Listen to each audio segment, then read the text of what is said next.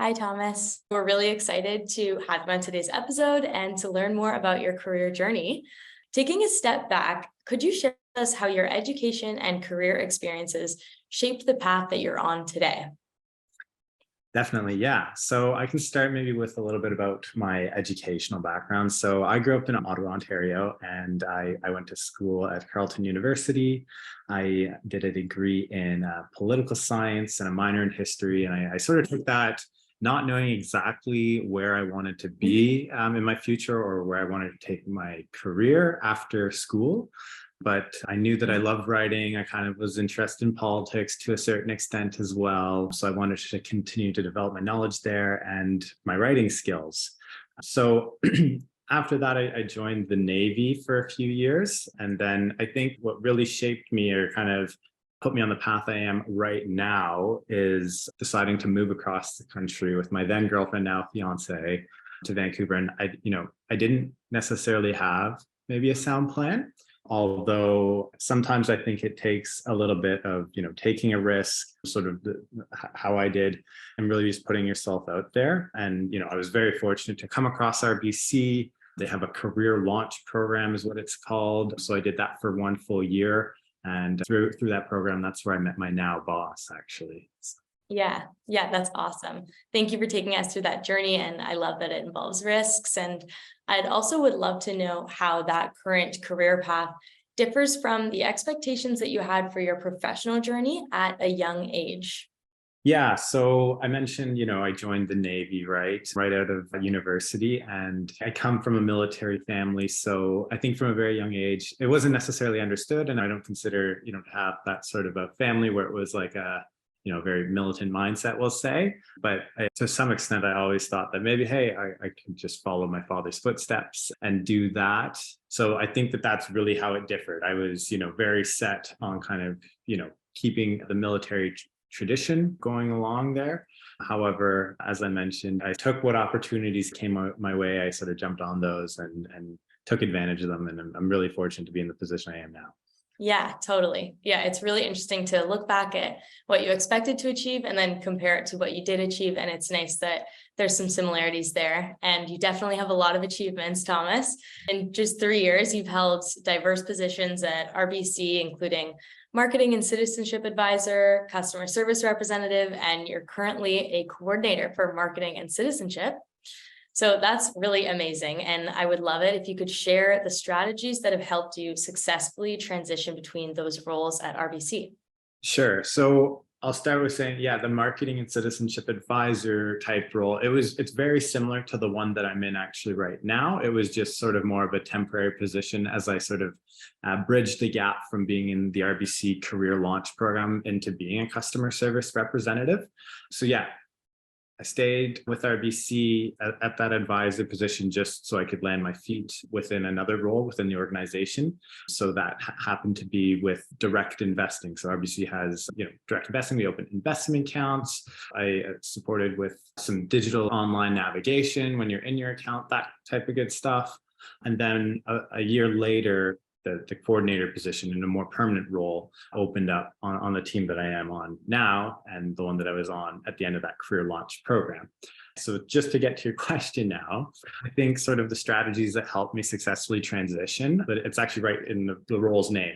Customer service was actually a huge thing that I think that I developed while I was in that representative role. And it's something that's really translated over into the current role that I'm in. And it's not something you would often think of. But, oftentimes with a lot of different internal partners, whether they might be senior leaders or a lot of different external partners as well. So just, I think upholding that great customer service aspect, it has been super crucial. And then another thing that I think's really helped me transition fluidly between the roles that I've been in within RBC is sort of always striving to be, my authentic self. So bringing whatever ideas I do have to the table and not shying away from, is this right? Is this wrong? I'll throw it out there to the team for discussion. Yeah, totally. It's awesome that customer service is what drives you to identify positions in the company that you wanted to strive towards and that you also achieved those. That's awesome. And is that also, would you say, what motivates you to excel in your current position?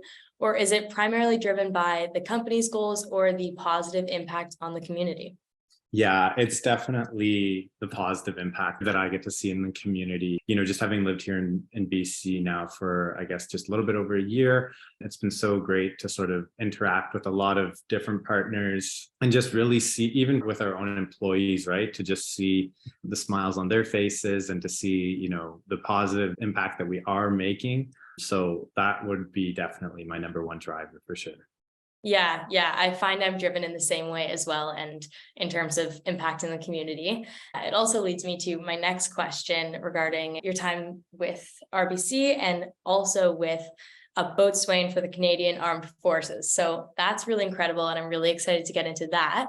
Could you provide us with insights into your role and what inspired you to pursue it with the Navy? For sure. Yeah. So, as I mentioned, a lot of it, I think, stemmed from, again, coming from a military family and maybe not entirely sure what I wanted to do after my university degree. I think that I also wanted to travel, quite a bit afterwards. And it was a great way to sort of actually get paid to travel and see a lot of different places around the world.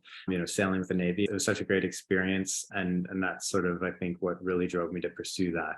The second part of your question was, how would you advise our listeners to balance pursuing career goals and personal goals at the same time? It can be difficult for sure. So I think that in terms of balance, I like to wake up and do something for myself first before I actually start the work day, so that I know that I am having that balance. So that could be, something as simple as taking my dog for a walk. But I think that sort of really grounds me. And then as well, just always making sure that, I know this might sound a little silly, but making sure you're eating during the day, making sure you're standing up, just taking like 5 minutes here or there for yourself kind of really grounds you and doesn't make you feel so isolated. It's just work all the time. Right. Yeah, totally. Well, it's not silly at all. It's actually really inspiring that your career didn't stop you from committing your time to something that you cared about and something your family cares about, representing them. And it's really great insight that our listeners can learn from and hopefully apply to their own pursuits as well. So my last question for you today, Thomas, is do you feel that the skills you acquired during your time with the Canadian Armed Forces have been transferable to your work at RBC? Considering the importance of key skills for success in the industry, what advice would you give to young individuals seeking to acquire these skills? For sure. I love this question because definitely a lot of the skills that I did sort of gain with the Canadian Armed Forces are totally transferable. I think, a couple that come to mind right off the top of my head are discipline, organization, hard work. So those are just, three. They sound, again, simple, but I think they're really important. And being part of the military, it really enforces those skills. So I guess the advice that I would give to young listeners is, and it's something my own managers provided with me before, is don't shy away from the project that might be hard or seem unachievable. Go head on to it. And you might not exactly know how you're going to approach something, but that's where most of your learning comes from, right? When you're uncertain about different things and it really tests your abilities and kind of helps you grow different skills. So that would be one of my biggest things. And it's something that I like to strive to do myself, is sort of attacking those uncertainties so that I come away and come out of it knowing a little bit more or understanding where I could have gone differently if I were to attack the same project the next time around.